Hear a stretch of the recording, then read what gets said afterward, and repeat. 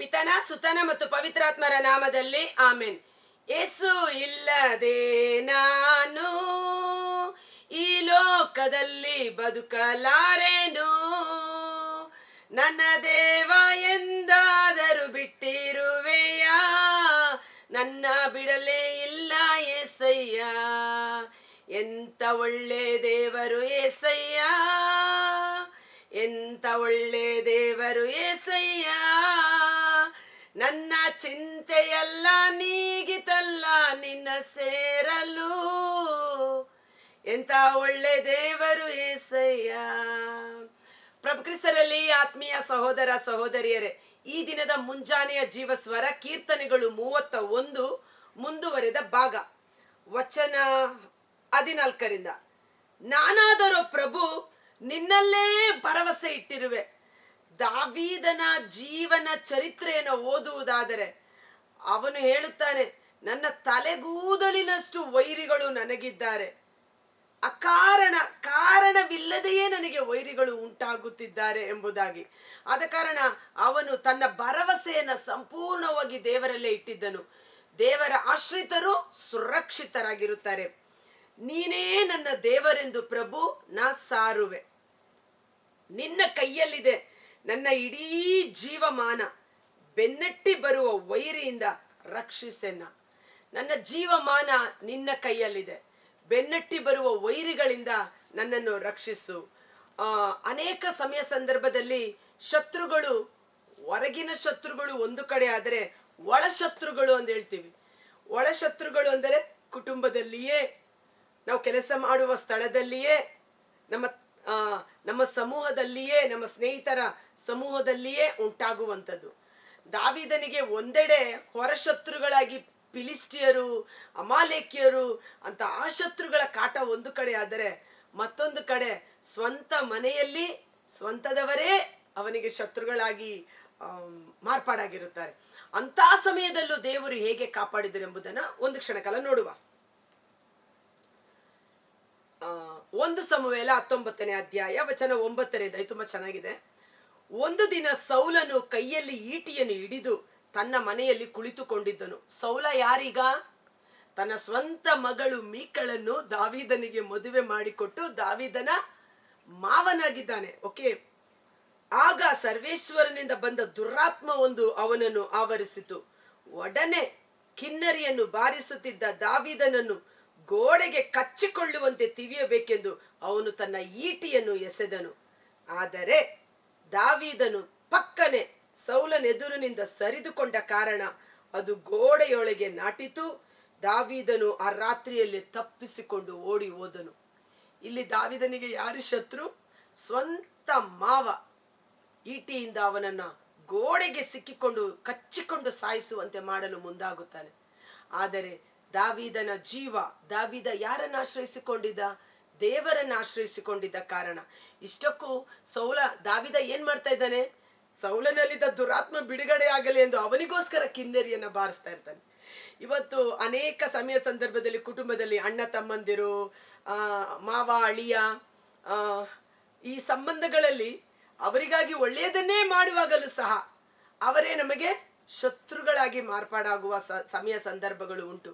ಅದಕ್ಕಾಗಿ ಪ್ರಭು ಯೇಸು ಹೇಳಿದರು, ಮತ್ತಾಯ 10 ವಚನ 22ರಲ್ಲಿ ನಾವು ನೋಡುತ್ತೇವೆ, ನೀವು ನನ್ನವರಾದ ಕಾರಣ ನಿಮ್ಮ ಮನೆಯವರೇ ನಿಮ್ಮನ್ನು ದ್ವೇಷಿಸುವರು. ನಿಮ್ಮ ಮನೆಯವರೇ ನಿಮ್ಮನ್ನು ದ್ವೇಷಿಸುವರು. ತಂದೆ ಮಗನನ್ನು ಕೊಲ್ಲುವರು. ಆದರೂ ಸಹನೆಯಿಂದ ಸೈರಣೆಯಿಂದ ಇರುವವನು ಜೀವೋದ್ಧಾರವನ್ನು ಪಡೆದುಕೊಳ್ಳುವನು.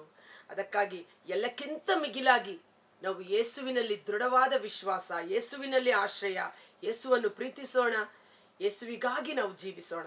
ಪ್ರಪ್ರಥಮವಾಗಿ ಓಕೆ. ಸೌಲನು ಕೂಡಲೇ ದೂತರನ್ನು ಕರೆಯಿಸಿ ದಾವೀದನ ಮನೆಯ ಸುತ್ತಲೂ ಹೊಂಚು ಹಾಕಿ ಅವನನ್ನು ಬೆಳಗಾಗುವಷ್ಟರಲ್ಲಿ ಕೊಂದು ಹಾಕಬೇಕು ಎಂದು ಆಜ್ಞಾಪಿಸಿ ಕಳುಹಿಸಿದನು. ಮೀಕಳು ತನ್ನ ಗಂಡನಾದ ದಾವೀದನಿಗೆ, ನೀವು ಈ ರಾತ್ರಿಯೇ ತಪ್ಪಿಸಿಕೊಳ್ಳದೆ ಇದ್ದರೆ ನಾಳೆ ಬೆಳಿಗ್ಗೆ ಹತರಾಗುವಿರಿ ಎಂದು ಹೇಳಿ ಅವನನ್ನು ಕಿಟಕಿಯಿಂದ ಕೆಳಕ್ಕೆ ಇಳಿಸಿದಳು. ಅವನು ಓಡಿ ಹೋಗಿ ತಪ್ಪಿಸಿಕೊಂಡನು. ಅನಂತರ ಆಕೆ ಗೊಂಬೆಯೊಂದನ್ನು ತಂದು ಹಾಸಿಗೆಯ ಮೇಲೆ ಮಲಗಿಸಿ ಅದರ ಮುಖದ ಮೇಲೆ ಮೇಕೆ ಕೂದಲಿನಿಂದ ಮಾಡಿದ ತಲೆದಿಂಬನ್ನು ಇಟ್ಟು ಕಂಬಳಿಯನ್ನು ಒದೆಸಿದಳು. ಸೌಲನ ದೂತರು ದಾವೀದನನ್ನು ಹಿಡಿಯುವುದಕ್ಕೆ ಬಂದಾಗ ಅವರಿಗೆ ಮೈ ಚೆನ್ನಾಗಿಲ್ಲ ಎಂದು ಹೇಳಿ ಕಳುಹಿಸಿದಳು. ಸೌಲ ಪುನಃ ತನ್ನ ಆಳುಗಳಿಗೆ, ನೀವು ಹೋಗಿ ನೋಡಿ, ದಾವೀದನನ್ನು ಹಾಸಿಗೆಯೊಡನೆ ನನ್ನ ಬಳಿಗೆ ತೆಗೆದುಕೊಂಡು ಬನ್ನಿ, ಅವನನ್ನು ಕೊಂದು ಹಾಕುತ್ತೇನೆ. ಹೆಂಡತಿ ಹೇಳ್ತಾಳೆ, ದಾವೀದನಿಗೆ ಮೈ ಹುಷಾರಿಲ್ಲ, ಅವನು ಮಲಗಿದ್ದಾನಪ್ಪ, ಅವನಿಗೆ ಬರಕ್ಕಾಗಲ್ಲ, ಹೋಗಿ ಅಂತ. ಆದ್ರೆ ಇತ್ತ ಮಾವ, ಅವನ ಕೋಪ ಎಷ್ಟರ ಮಟ್ಟಿಗೆ ಅಂದ್ರೆ, ಅವನು ಹಾಸಿಗೆಯಲ್ಲಿ ಮಲಗಿದ್ದರೆ ಹಾಸಿಗೆ ಸಮೇತ ತೆಗೆದುಕೊಂಡು ಬನ್ನಿ, ಅವನನ್ನ ನಾನು ಕೊಂದು ಹಾಕಲೇಬೇಕು. ಓಕೆ, ಅವರು ಹೋಗಿ ನೋಡಲು ಮುಖದ ಕಡೆ ಮೇಕೆ ಕೂದಲಿನಿಂದ ಮಾಡಿದ ದಿಂಬಾಗಿತ್ತು. ಹಾಸಿಗೆ ಮೇಲಿದ್ದುದು ಒಂದು ಗೊಂಬೆ ಎಂದು ತಿಳಿದು ಬಂದು ಸೌಲನು ಮೀಕಳಿಗೆ, ನೀನು ನನ್ನನ್ನು ವಂಚಿಸಿದ್ದೇಕೆ? ಆತನನ್ನು ತಪ್ಪಿಸಿಕೊಂಡು ಹೋಗುವಂತೆ ಮಾಡಿದ್ದು ಏಕೆ ಅಂತ. ನೋಡಿ, ಅನಾರೋಗ್ಯ ಪೀಡಿತನಾಗಿದ್ದರು, ಹಾಸಿಗೆ ಪೀಡಿತನಾಗಿದ್ದರು, ಅವನನ್ನು ಕೊಲ್ಲಬೇಕೆಂಬುವ ದುರಾತ್ಮ ಇವೆಲ್ಲ ದುರಾತ್ಮ ಪೀಡಿತರ ಕೆಲಸ. ಅದಕ್ಕಾಗಿ ನಮ್ಮ ಕುಟುಂಬಗಳ ಸಂರಕ್ಷಣೆಗಾಗಿ ಪ್ರಾರ್ಥನೆ ಮಾಡಬೇಕು. ಯಾವುದೇ ದುರಾತ್ಮ ಯಾವ ಒಬ್ಬ ವ್ಯಕ್ತಿಯೊಳಗಡೆ ಸೇರಿಕೊಂಡು ಕುಟುಂಬದ ಸಮಾಧಾನವನ್ನು ಕೆಡಿಸದಂತೆ ದುರಾತ್ಮಗಳ ಬಿಡುಗಡೆಗಾಗಿ, ಕುಟುಂಬದ ಸಂರಕ್ಷಣೆಗಾಗಿ ಪ್ರಾರ್ಥನೆ ಮಾಡಬೇಕು. ಪ್ರಾರ್ಥನೆ ಮೂಲಕ ನಮಗೆ ಕಣ್ಣಿಗೆ ಕಾಣದೆ ಕಾರ್ಯ ಮಾಡುತ್ತಿರುವ ಅಂಧಕಾರ ಶಕ್ತಿಗಳನ್ನ ಬಂಧಿಸಲು ಸಾಧ್ಯ. ಆದ್ರೆ ಇವತ್ತು ಅನೇಕ ಕುಟುಂಬಗಳಲ್ಲಿ ಪ್ರಾರ್ಥನೆ ಇಲ್ಲ, ಅನೇಕ ವ್ಯಕ್ತಿಗಳು ಪ್ರಾರ್ಥನಾ ಜೀವನ ನಡೆಸುತ್ತಿಲ್ಲ. ಪ್ರಾರ್ಥನೆ ಕ್ರೈಸ್ತೀಯ ಜೀವನದ ಉಸಿರಾಗಿರಬೇಕು.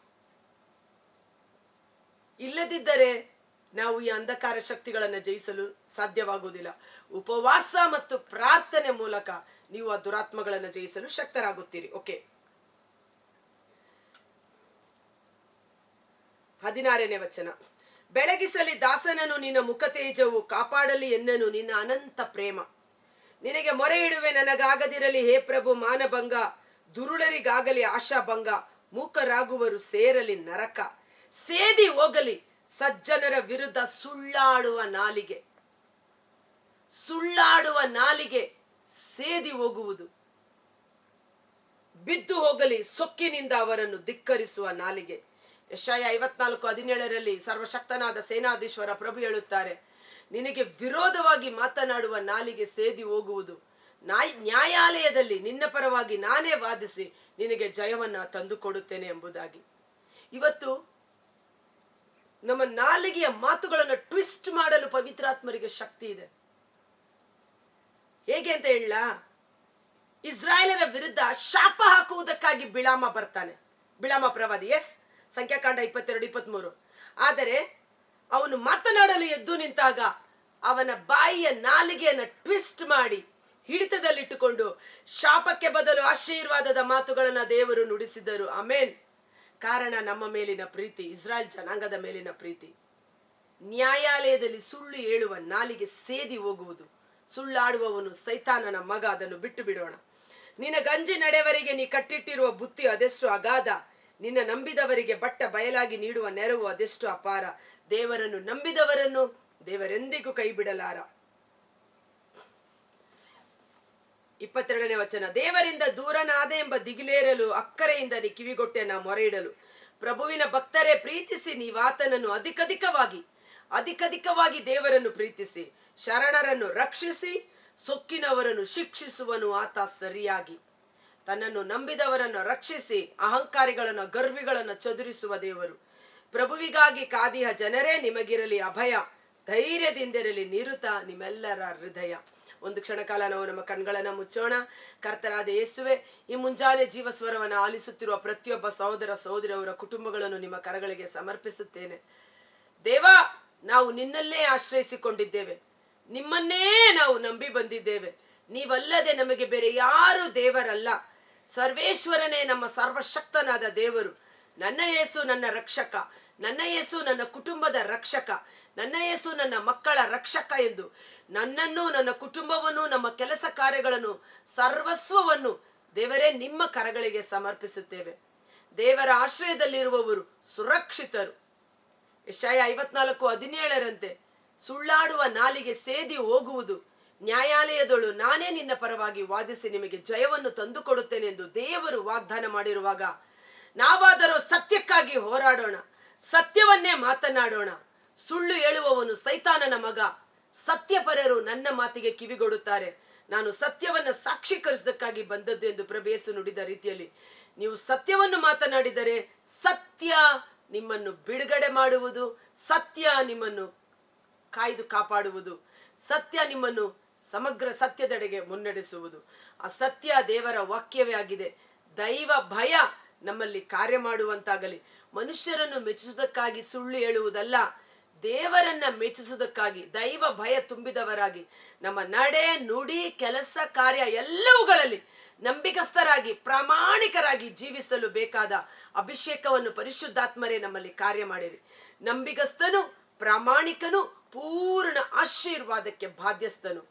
ಆ ಒಂದು ವಚನದ ಆಶೀರ್ವಾದ ನಮ್ಮಲ್ಲಿ, ನಮ್ಮ ಕುಟುಂಬದಲ್ಲಿ, ನಮ್ಮ ಮಕ್ಕಳ ಜೀವಿತದಲ್ಲಿ, ಸಂತತಿ ಸಂತಾನದಲ್ಲಿ ಸುರಿಸಲ್ಪಡುವಂತೆ ಯೇಸುವಿನ ಅದ್ಭುತಕರವಾದ ನಾಮದಲ್ಲಿ ನಂಬಿಗಸ್ತನು, ವಿಶ್ವಾಸ ಪಾತ್ರನು, ದೇವರ ಸಕಲ ವಾಗ್ದಾನಗಳಿಗೆ ಆಮೇನ್ ಎಂಬಾತನು ಆದ ಪ್ರಭು ಯೇಸು ಕ್ರಿಸ್ತರ ಅದ್ಭುತಕರವಾದ ನಾಮದಲ್ಲಿ ಪ್ರಾರ್ಥಿಸಿ ಬೇಡಿ ಹೊಂದಿಕೊಳ್ಳುತ್ತೇವೆ. ಆಮೇನ್. God bless you. ಈ ವಿಡಿಯೋ ಲಿಂಕ್ ಅನ್ನ ಪರರಿಗೂ ಶೇರ್ ಮಾಡಿ ಆಶೀರ್ವಾದವನ್ನು ಹೊಂದಿಕೊಳ್ಳಿ. ನಂಬಿಗಸ್ತನು, ಪ್ರಾಮಾಣಿಕನು, ಪೂರ್ಣ ಆಶೀರ್ವಾದಕ್ಕೆ ಬಾಧ್ಯಸ್ಥನು. ಯಾರು ನೋಡಲಿ ನೋಡದೆ ಹೋಗಲಿ, ಮನುಷ್ಯರನ್ನ ಮೆಚ್ಚಿಸುವುದಕ್ಕಾಗಿ ಅಲ್ಲ, ಎಲ್ಲವನ್ನು ನೋಡುವ ದೇವರಿಗೆ ವಿರುದ್ಧವಾಗಿ ನಾನು ಹೇಗೆ ಸುಳ್ಳು ಹೇಳಲಿ, ನಾನು ಹೇಳುವುದಾದರೂ ಸತ್ಯವನ್ನೇ ಎಂದು ಸತ್ಯಕ್ಕೆ ನಾವು ಸಾಕ್ಷಿಗಳಾಗಿ ಜೀವಿಸೋಣ. ಸತ್ಯ ನಮ್ಮನ್ನ ಬಿಡುಗಡೆ ಮಾಡುವುದು. Thank you. ಧೈರ್ಯದಿಂದಿರಿ.